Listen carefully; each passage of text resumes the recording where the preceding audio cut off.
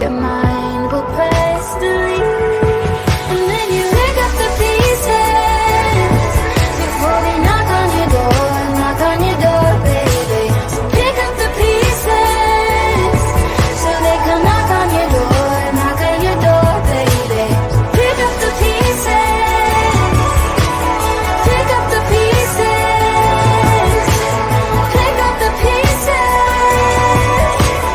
pick up the pieces.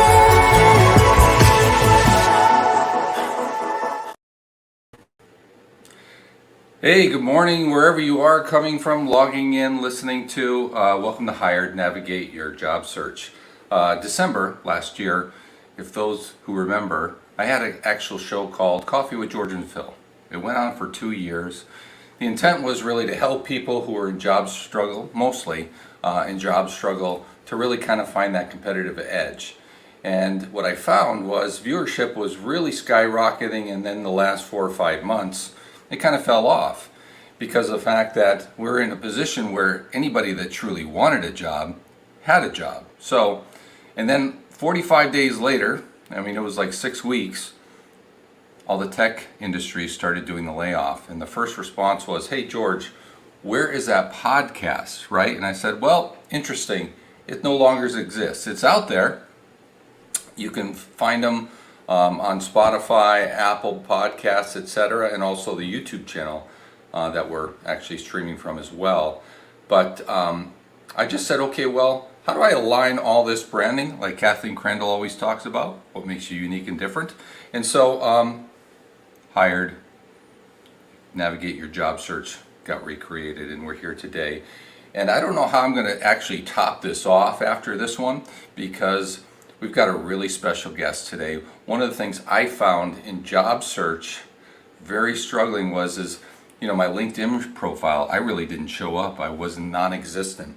And so I want to bring to the show Ann Pryor. So I want to lay the groundwork before we bring in Ann Pryor. Those who don't know, Ann is ranked like the top 10 of LinkedIn gurus out there as far as keeping up to date with all the algorithms changing. As if you follow her, she actually just recently posted this morning, yet again, LinkedIn is up to changing algorithms. So before she actually started this, what I would call multiple streams of income, Ann was a leader and executive at a marketing firm.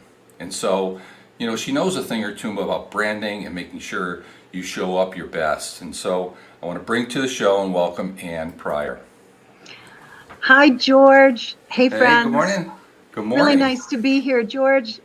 Congratulations on this inaugural podcast. Hired. Way to go. Hey, bring the best out first, right? You got to lead with your best foot forward, just like job search. Thanks, George. Good. Well, I can't wait to get started and share practical tips, insights, and actionable opportunities for our friends on the call today.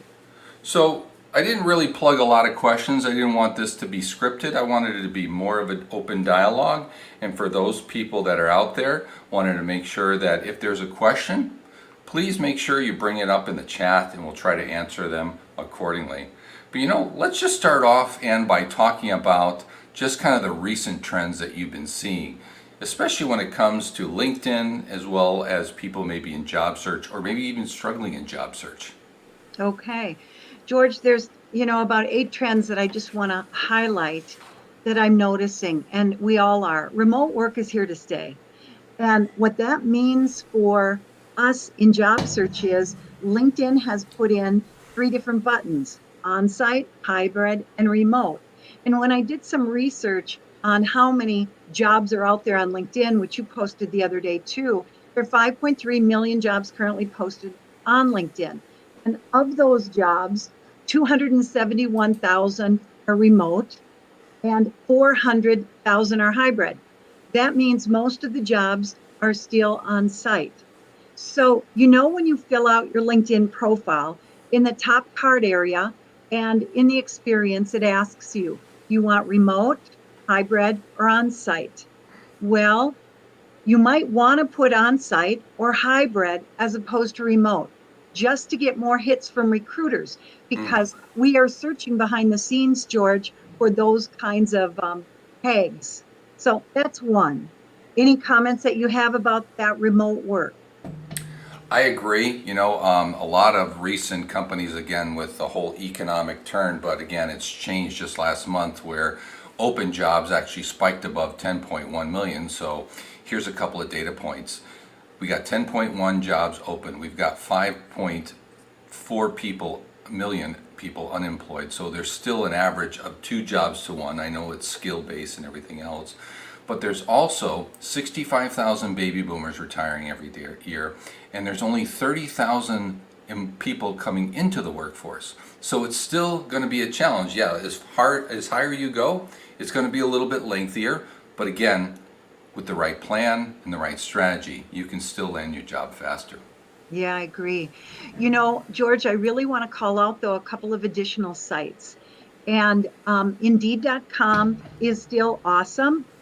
They have so many jobs that are they're not the same as LinkedIn jobs. So managers and below often are on Indeed.com. Don't forget about Glassdoor. Don't forget about Career Builder and Simply Hired. Those places also have great jobs. And honestly, women are finding more jobs on Indeed.com than they are on LinkedIn. The other thing about Glassdoor and Indeed.com and some of those sites is employer branding really matters. And because of that, employers are checking out those sites to see what the cultures are like. So be sure to check out other sites in addition to LinkedIn to find a job. The one thing I will say, though, I'm also a recruiter. We recruiters are going to go to your LinkedIn profile first to see what you look like and if you're a good fit, even if you apply for a job on Indeed.com. The other thing I want to pull out, George, is I use artificial intelligence a lot. And I've been talking about this since 2011 when I was one of the first to have Google Glasses. Now, finally, AI is out here and general public are using it like crazy. So I use 3 sites, Chat, GPT, I use Bard, which is from Google, and I use Authored Up. Those are the 3 sites that I'm using on a daily basis to write my summary, the about section, content for my headlines, for my posts, my post content, and it really is helpful. So those are 3 sites that I'd like you to check out. They're all free right now. I want you to sign up as quickly as you can because there's a wait list for some of these sites. Regarding that and the artificial intelligence that's automation that's happening, what I'm seeing, George, is that skills like strategy and change management and critical thinking are really important skills now that we need to put in our LinkedIn profiles because those skills cannot be replaced by AI. Any thoughts about that? Yeah, I think to me, and this is one of the things I help people in coaching, is those skills a lot of people don't even look at, they don't even use, meaning the job search candidate, right? And I think that's so important to help them kind of push them up in the overall search criteria. It's always a competitive advantage. What are the things on LinkedIn that you're not using that you could potentially start using over this weekend, like we were talking just before the show started, that can give you a better competitive advantage? Because one of the things I found talking to a lot of folks who are either starting their job search or struggling is the fact they're sitting behind their computer for 10 hours submitting job boards, right? And I tell people is that the national average in order for you to secure a job through a resume is 1%, right? So, but through networking, it's 84%, right? And even the introverts can be taught over a short period of time to get a good networking program process in place. And it all helps through LinkedIn and these chat GPTs, these AI platforms. Yeah, very good. I'm going to springboard on your skills piece for a second. What I've realized over the last year is LinkedIn has categories now for skills, and one category is technical skills, and one category is interpersonal skills. And interpersonal skills are basically missing from all of our resumes because we assume. And the interpersonal skills that are on every job description in the state of Minnesota are communication, critical thinking, and collaboration.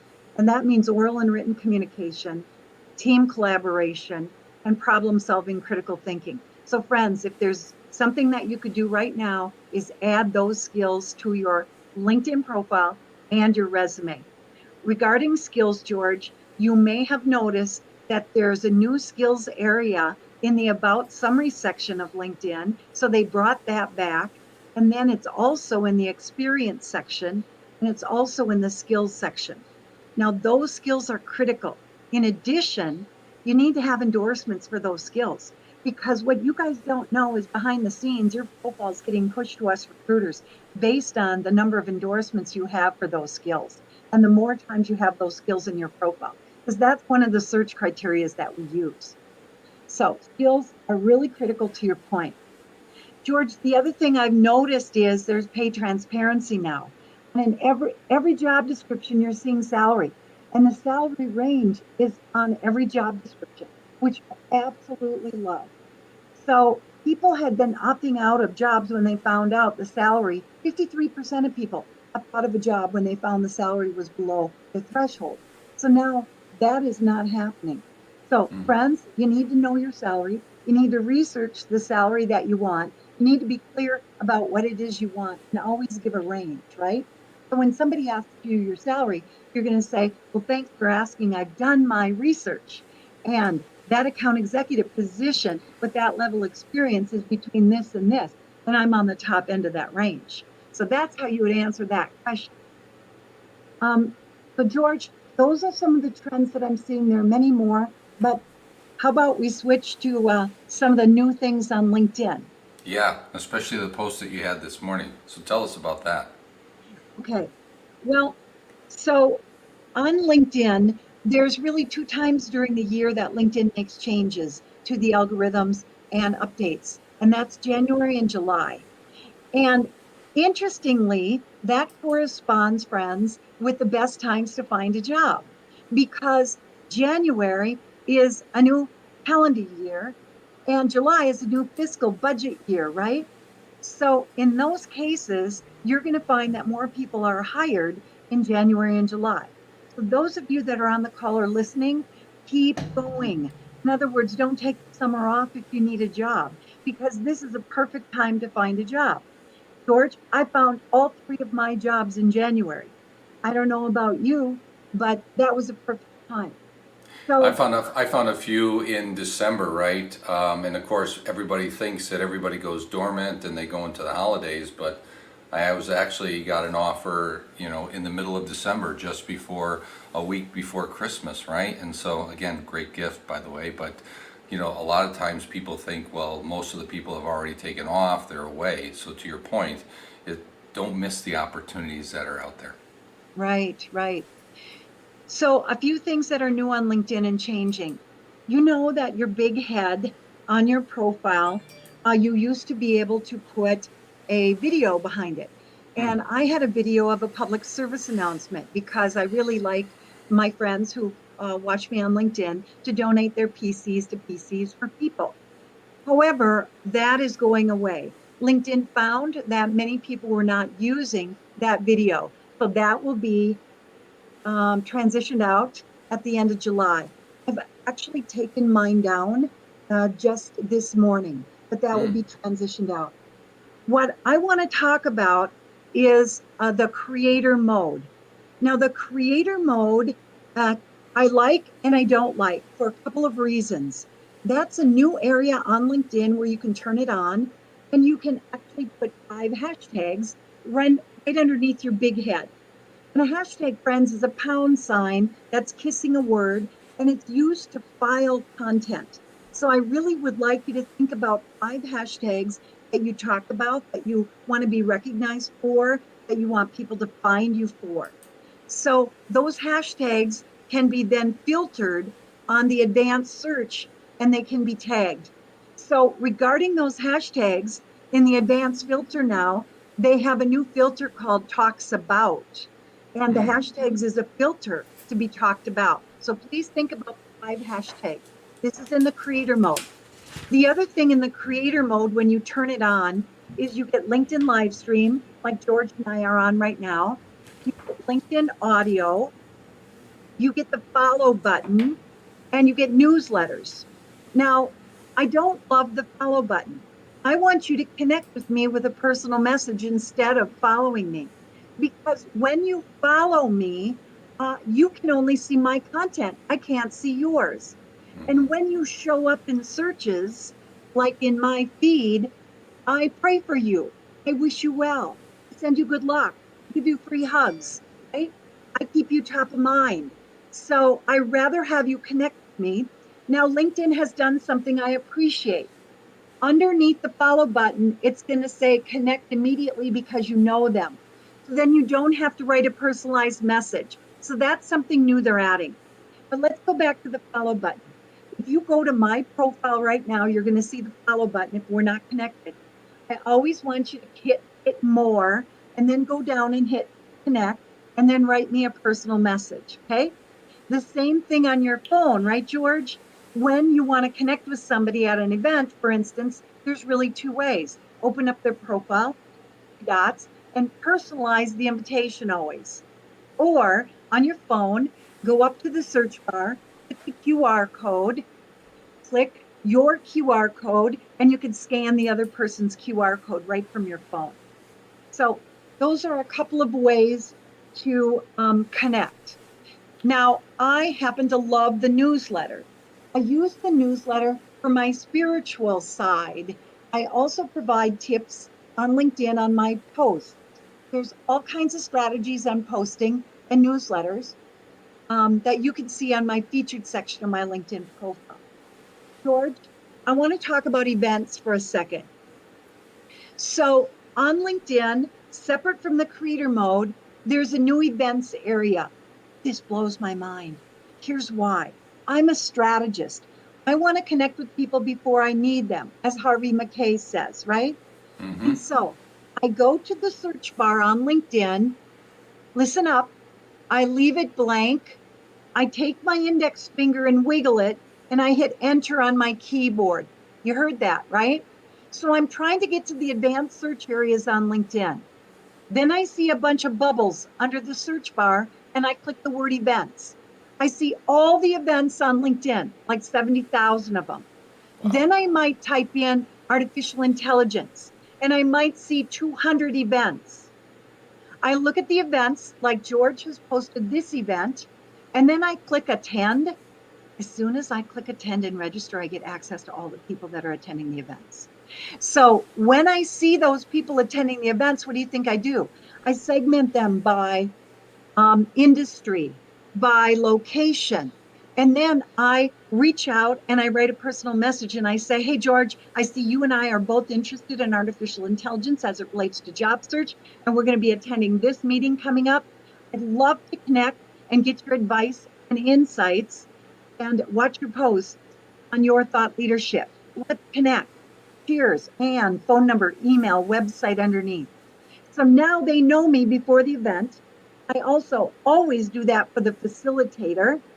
And then at the event, you can chat up the side and add content and your thought leadership. And after the event, you can thank people. So I give people free hugs when I connect. And now we're friends on LinkedIn.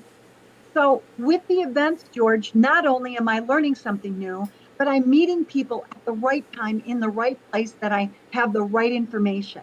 And you and I know timing is really the only thing that matters these days. Right time, right place. I love the fact that, because for me, especially those invites, right? I don't know how many you have in your inbox, but I've got over 300 that basically somebody just hit, connect. And I don't know why they're connecting with me. I don't know if it was, we worked together previously, we shared some common interests or whatever. So even just one sentence that says, hey, George, I saw your show, love to connect. Okay, now I get it. Now I understand where it's coming from, and then we can have a discussion. So again, it's the simple things that people take advantage of. It's just putting a little bit extra effort to make sure that you are unique and different as Kathleen. I always give Kathleen the kudos because I think she's the one that's got that branded. That's right, for sure. She's the expert in that for sure. Regarding people who don't write me a personal message, George, here's what I do. I message them back without accepting their invitation. And I say, hey, George, thanks for the invitation to connect. May I ask, what did you have in mind that I can support you with today? Be well, my new friend, and phone number, email, and website underneath. And if they do not respond to me in 2 weeks, then I don't accept them. So if they're I love that. not going to respond to me, I don't want them in my network because I coined the term hugs, takers, users, givers, and sharers. And I really want givers and sharers in my network. And the people that just click, click, click are typically takers and users. And honestly, they exhaust me. Yeah, I agree. And I think we've all had a few of those. Yeah. George, I want to talk a little bit about company pages. They're called pages now. And there's some things that we job seekers need to know um, before we apply for a job. And number one is know the industry that you want. And the industry that you want needs to be in the top card area of your LinkedIn profile. So when you open up, that area where you change your name, there's now about 450 industries. What I like you to do is make sure you understand the industry that you want to go into because we recruiters use that industry area to find you. So honestly, I change my industry every week based on what I'm chasing, George. Okay. And the way you can find industries is either go to my LinkedIn profile, or when you type in an industry, it will say, here's a list of industries. Or honestly, here's just a basic way that I do it. I type in A, I see all the A industries. B, I see all the B industries. So I change my industries. The next thing is, let's say you want to work at Cargill. So I type in Cargill and I open up the company page. And George, always click the About section of the company page because in the About section, they've loaded keywords and specialties. And those specialties are meta tagged for search engine optimization. And there's something new. When you scroll down in the About section, it says, are you interested in working at this company? And you click yes, and your profile automatically is pushed to the HR person or the recruiter from behind the scenes. But That's awesome. don't click that button until your profile looks good with the keywords because you get one chance to look good. So there's so many things on that company page. In addition, you click the jobs icon on the company page and you can set up alerts. So why not make your life easy by pushing alerts to you of jobs from that particular company?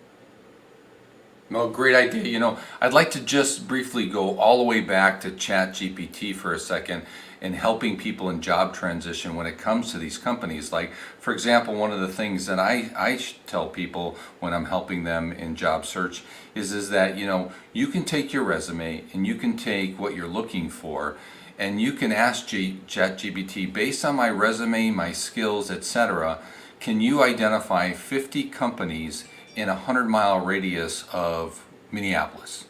And it's ironic that you probably don't even know 70% of them, but again, it's another opportunity for AI to help you get more competitive. That's brilliant, George. That's just brilliant. One of the other tools that, you and I have been touting for a long time regarding matching up resume against job description is jobscan.co. And jobscan.co, you get 3 or 5 tries for free, and then it's a paid service. But that tool is attached to LinkedIn and it's brilliant because it will tell you the keywords that are missing from your resume before you apply for a job. And if you don't have the right words in your resume, you're not going to get through the applicant tracking system. So it's a real disadvantage. So George's point, friends, both the Chat GPT or other AI tools can help you marry and match those keywords, as can jobscan.co. Hey, Ann, just on a sidebar, are there any privacy concerns or precautions that job searchers should be aware of when using LinkedIn for their job search? Brilliant question. That's the number one thing that I do every time I work with a client, George, is set the privacy and settings. There are about 45 privacy and settings, friends. If you look at your LinkedIn profile, there's that mini me tiny head at the top right. When you click that mini me tiny head and you go to settings and privacy, you'll see a whole bunch of settings on the left side that you'll click. And one of the most important ones is visibility. And I really want you to make sure that you turn down your profile if you're creeping, sneaking, peeking, and researching people, if your profile doesn't look good. So that's under visibility. Uh, Other one would be make sure that you edit your public profile's URL. So you've seen people that have their first name and last name, and then you've seen people that have first name and last name dash numbers and letters. They haven't had a chance to reserve that URL. So Mm. that's under edit your privacy. The other thing I want you to do under visibility is when you're making changes to your profile, it's like practicing basketball, and I played in high school and college. I don't want you to send out all the content that you're updating, right? So turn down, don't share your profile updates with your network if you're just sort of practicing basketball, right? Other ones, George, would be under data privacy. I have 20,000 connections and I've lost my contacts twice. My LinkedIn profile has gone down. Mm. And so I want you to go to data privacy and back up your data on LinkedIn. And I do it every month. And when you back up your data, LinkedIn sends you a message, and in the subject line, it says LinkedIn security. Scary, but it's actually zip files of all your content on LinkedIn. So it's a PDF of all of your content from your profile, and it's an Excel spreadsheet of all your connections. And this is really cool because you can put those connections in first name, last name, company name, industry, order, and then you can see who's missing from your network in case you want to change industries or you want to go after a particular company. So those are some of the things, George, and there's changes every week. Those privacy and settings, I call them gremlins that eat the toggles in the settings area. So please, friends, go to the settings area frequently. Hey, Ann, we have a question, and I'm not going to post it. I'm going to keep the person confidential, but and I've never had this question before. But when I apply for jobs, do I have to add in my criminal record? If it requires you to do so on the application form, it's best to be honest, isn't it? It's always best to be honest because if you're not, we don't trust you then when it comes to the interview. However, if there is a criminal record, so let me just tell you a story. So a few years ago, I was working in a building that was 17 stories, and I would go to the 11th floor every day. And because I'm an extrovert, I would say, hey, hello, my name is Anne. I noticed that you're going to the 12th floor. What do you do up there? I'm a career coach. And the guy says, I help felons find jobs. And I said, well, what is it that you do that you would recommend? And he said, primarily, it's networking that's going to help people that have a record find jobs. So, what we want to do is maybe even Google on LinkedIn, go to LinkedIn and type felons, and you can see the companies that may hire felons. Because if somebody has that in their profile, you can see where they work.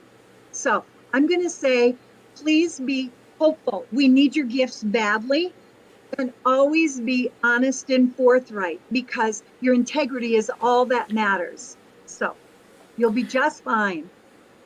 Hey, Ann, you had kind of like touched on it before, but how can job seekers use LinkedIn publishing platforms to showcase their expertise and enhance their credibility in their field? Okay. So first of all, you have to have thought leadership. So if you're So here's my strategy. You need to build your house, your LinkedIn profile. You need to clean it up. Every week I go in and make changes to my profile. You need to invite the right people to your party, right? The people that care about you, that know you, love you, trust you, that care about your thought leadership. And then you can communicate with them. So if you don't have a good foundation, don't start communicating yet. George, I want to tell you, what we have found regarding algorithms is the number one thing that you can do that's the most important is comment smartly on somebody's post and comment even before you like or share. So the first thing you can do would be like tag, put an at sign in front of George's name, tag him, and then thank him for the post, and then say something smart, and then ask a question because George will respond back to you. So number one, I would say would be comment smartly and leave more than 5 words. Okay. The next thing you could do would be share someone's post with a comment. That gives a 17% more weight in response. So if George says something smart or I do, be sure to repost it with a comment with the tag that gives them a shout out. Okay, George, I have a whole strategy for thought leadership. Well, And I'll just share my personal experience you with Ann. I mean, we've known each other, I can't believe we're going on 7 years. So I met Ann through an invite. Somebody told me, you're in job transition. In the state of Minnesota, they have this great program called hired.org. And one of the classes that they provide is Ann's class, which is LinkedIn.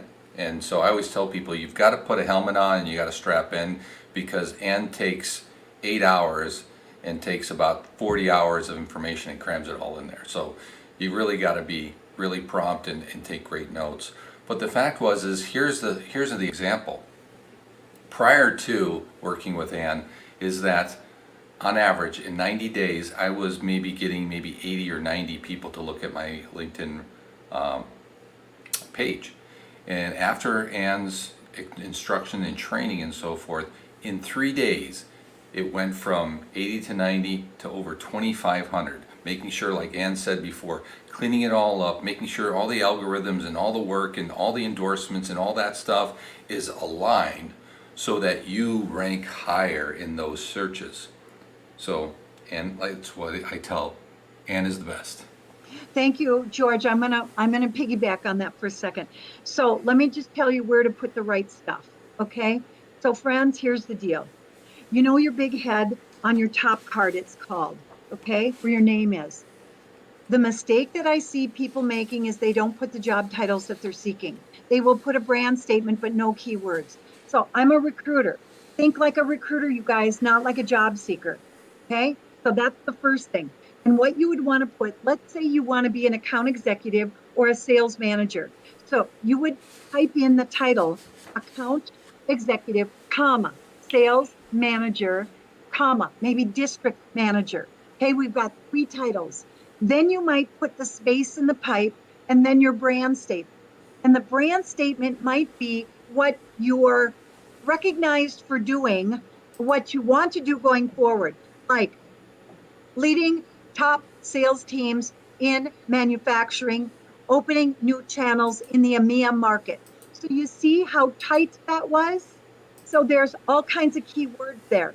You get 220 characters in that title line, and every word matters. So I don't want to see accounting professional desperately seeking new opportunity. Okay. So you got the difference. The other thing, George, I want to address is that green neck brace around your head. Yeah. So I put out a poll when that came out last year, and I asked recruiters and HR people if they're more inclined to stop and talk to that person. And they said no.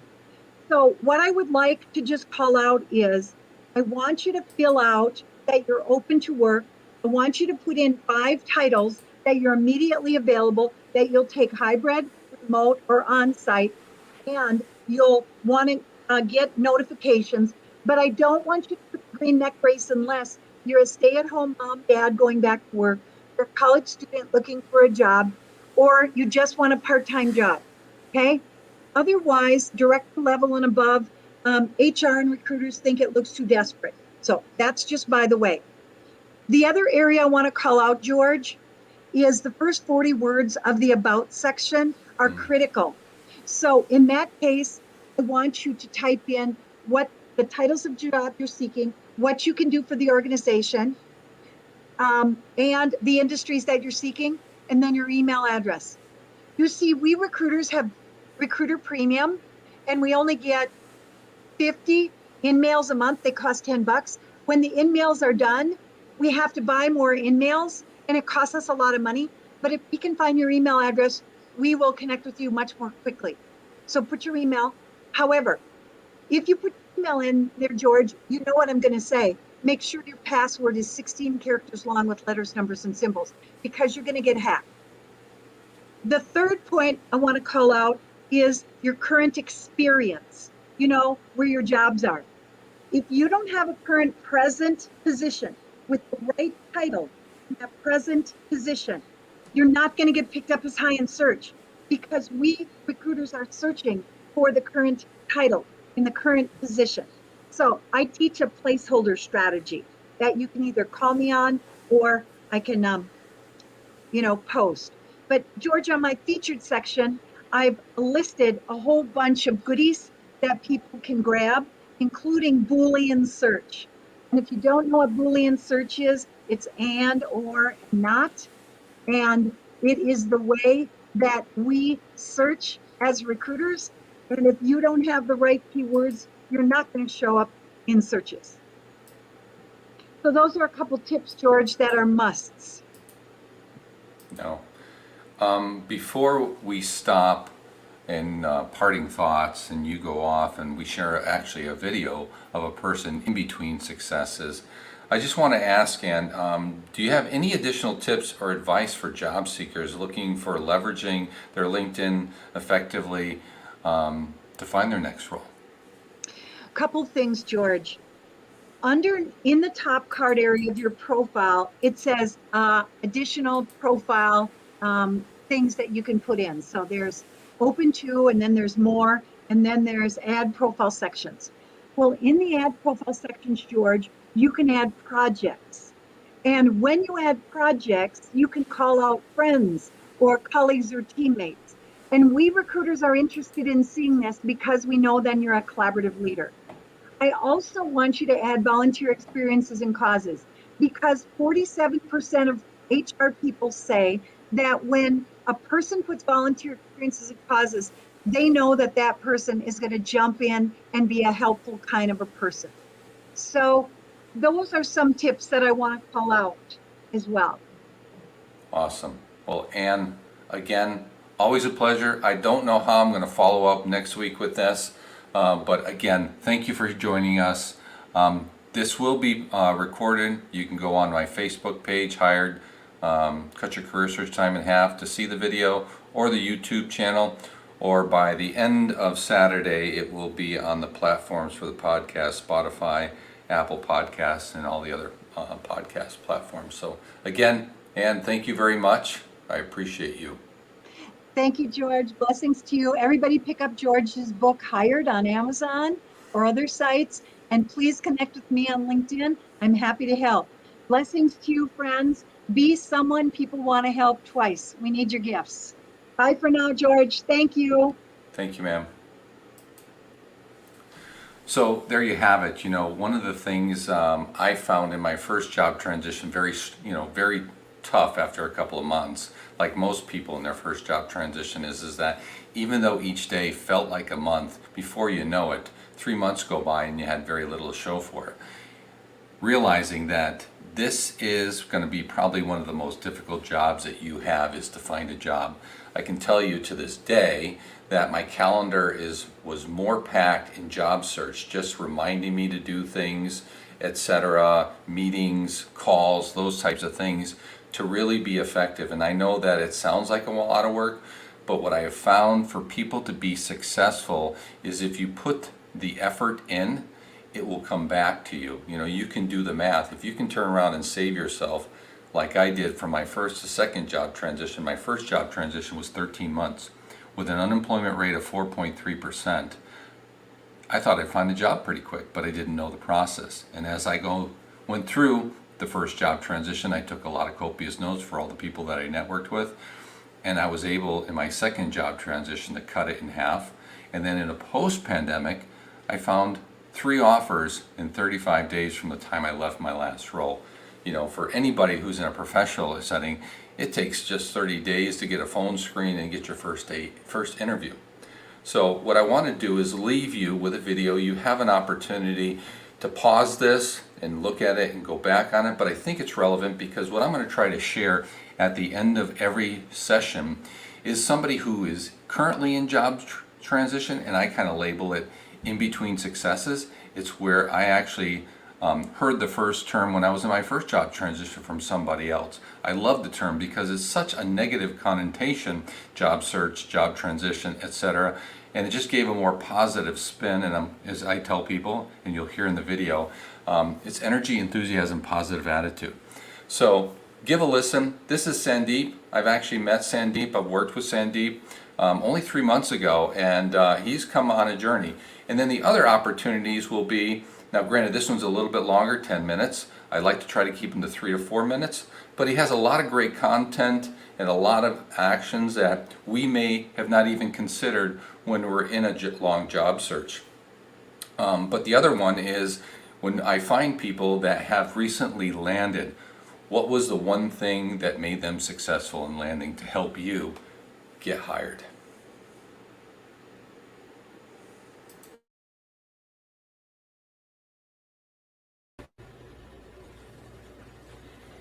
Hey, welcome to In Between Successes.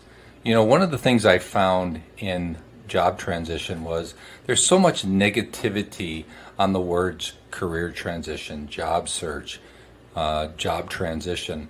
And I really, in my first job transition, that somebody had told me about when I was being introduced to them, is I'm in between successes. And I really just loved that because the fact is that it was a more positive spin, and it's one of the things I talk about that's so important through the whole process is about, you know, maintaining an energy, enthusiasm, and positive attitude while you're in this journey.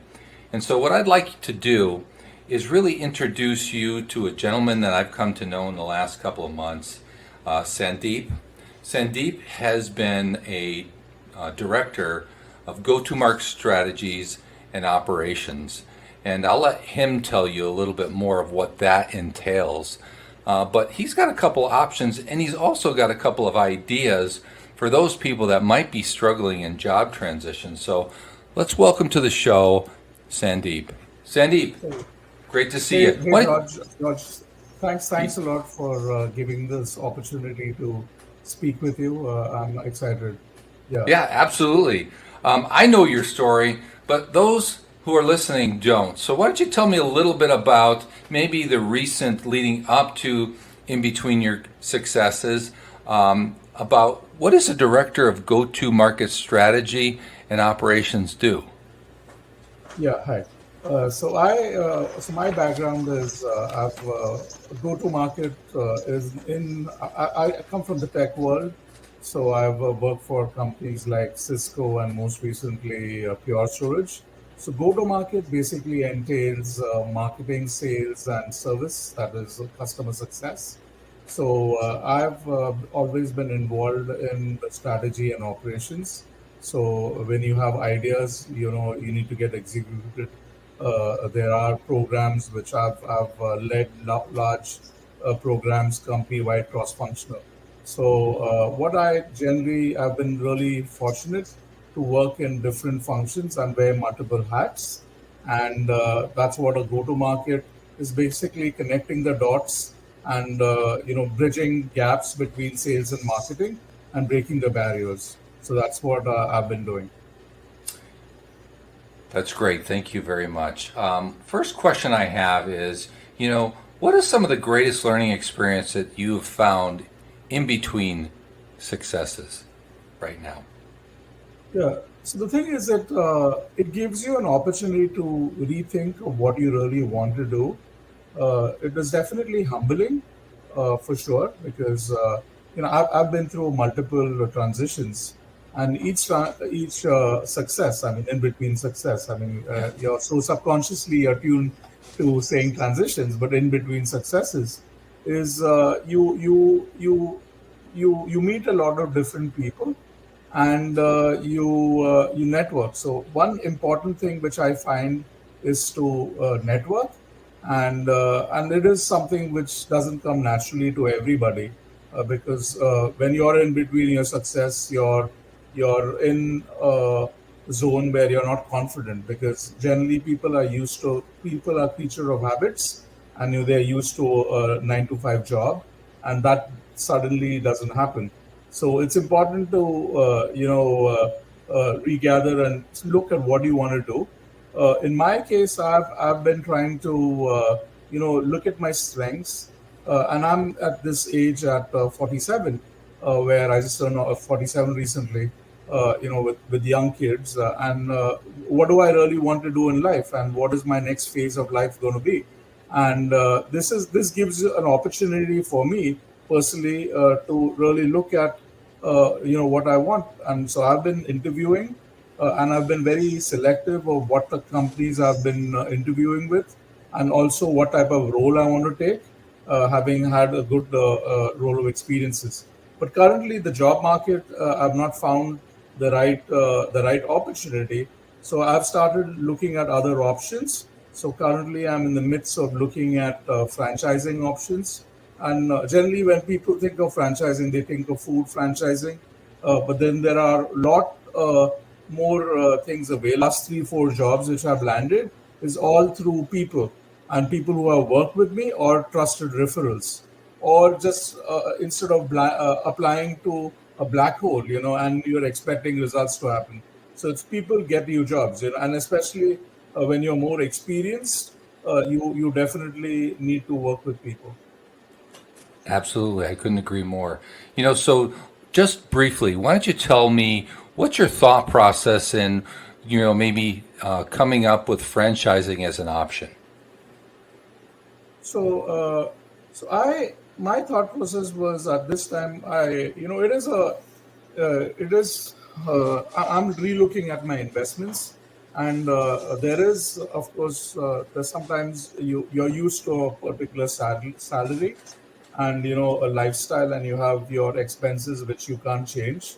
I have 2 kids, and a family to support, and then there are options, because you're used to a paycheck, and now you're trying to do something new.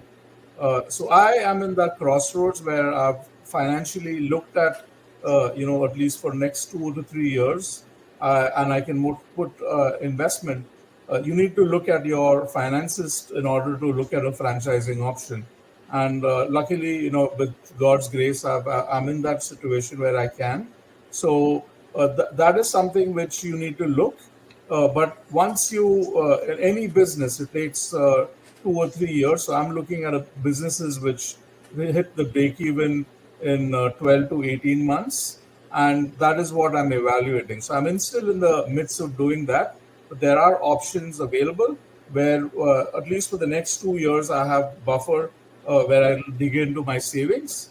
And then thereafter, hopefully I should be making enough money or more than what I was making before. Well, thank you for sharing that. Final question. What advice or insight would you offer to other professionals who are currently in the midst of being in between successes? Yeah, I definitely believe you need to have an accountability partner, Oh, yeah. and you need to have a coach. Sometimes some people generally don't like to use coaches, and that is something I definitely recommend, because you need to have a sounding board. Sometimes it might be a professional coach, or it might be a friend who's been through the transition, but you need to have accountability, because it's very easy to get lost and not have. So there are also, if you have 2 or 3, because the job market is not very, many people are looking for jobs. There are success teams that you team up with other people who are looking, and have weekly meetings, meet up for coffee, go out, and share your successes of where you are. So accountability partner and having success teams is highly recommended.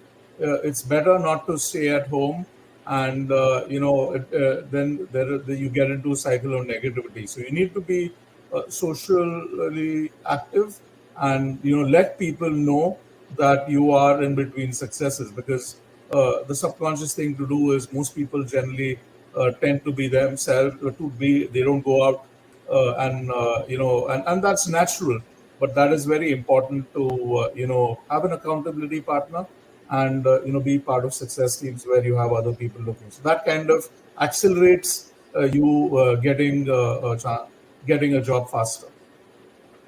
Well, Sandeep, again, I really appreciate you jumping on and helping us and those that are in between career successes. Wish you the best, and I appreciate you, and you know I'm here for you. Thanks a lot, George, and I really thank you for. In fact, I just want to let people know that George, the current franchise consultant, is who I got to know was through one of George's contacts. So I went through 4 people through networking to get to this contact, and it's thanks to George that I managed to get this franchising consultant. So there is the power of networking, and I just got to know George just 3 months back. So it's all about developing relationships, and it's important. And you never know what the universe or whatever you believe God provides to you. Thank you. Absolutely. Thank you. Again, guys, we all need help in between successes. Back to the show.